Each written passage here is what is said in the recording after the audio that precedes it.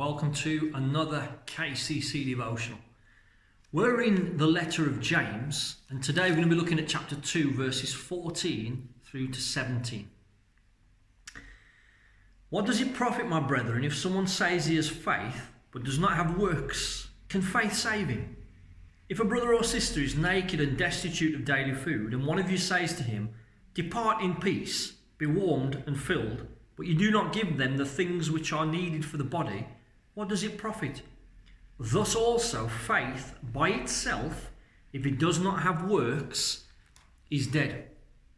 And we've been looking at the subject of faith and how in the Bible there are various examples of men and women who demonstrated their faith by the way that they lived, by their actions.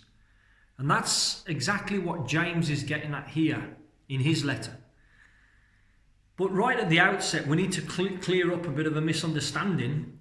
Some have suggested that here James is contradicting the teaching of the Apostle Paul.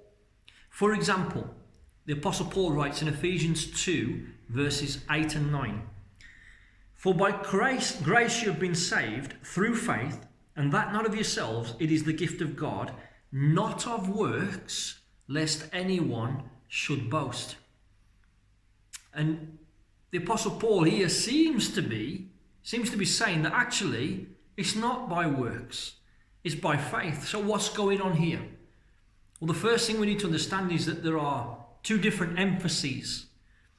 Paul, on one hand, he's emphasizing that salvation is by faith, actually by the grace of God through faith. And he's been hammering that home throughout his letter and throughout various of his letters. And so he wants to emphasize the fact that it's not through the works of the law that someone is justified, but by faith in Jesus Christ. Whereas James, in his letter, he wants to talk about what that saving faith looks like. That saving faith is not a mere profession of the mouth, but that saving faith will produce action. It will be something that's lived out and not merely spoken. And so that's important to bear that in mind. That caused some confusion, even for the great Protestant reformer Martin Luther. He had some real issues with the letter of James because he felt that contradiction was clear. And all it is, there is no contradiction there. There's just different emphases. But anyway, let's go back into James 2. And James, he uses an illustration. He wants to illustrate his point. And you can see there's irony in his illustration. He says, if a brother or sister is naked and destitute of daily food, and one of you says to them, "Depart in peace, be warmed and filled," but you do not give them the things which are needed for the body, what does it profit? And there definitely is irony in that, isn't there? And even a bit of cruelty, I would say. But I was thinking, in our own context, it's almost like you go into the supermarket, Asda or wherever you shop. You come out with your bags of shopping and you see a beggar sitting there, without any food, in terrible conditions. And you say something along the lines of, I know it's tough for you, but make sure you look after yourself. And on you go on your merry way. It's absurd, isn't it? It's absurd. How can the person look after themselves? They don't have the means to.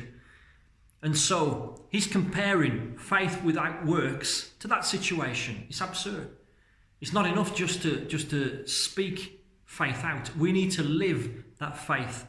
We need to demonstrate faith through that lifestyle that we live. And true saving faith, it's not static. It's dynamic. It'll always produce change in us. It'll change our attitudes. It'll change our behavior. It'll change our speech. And that's what that's what James is getting at. That change that faith brings about. And God is going to give us ample opportunity to demonstrate that faith. In our daily lives, there will be situations where we're able to demonstrate that we do believe in him. We do believe that Christ died for us. We do believe we're forgiven. We've received mercy and grace, and we do that by giving out mercy and grace. And that's what the Lord expects of us. So let's pay attention, let's be alert to those situations. Let's demonstrate our faith through our actions, through our works, to demonstrate that it is a living faith, that it is a dynamic faith, a life-changing faith. So I hope that encourages you, and just watch out for the opportunities. May God bless you. Have a wonderful day.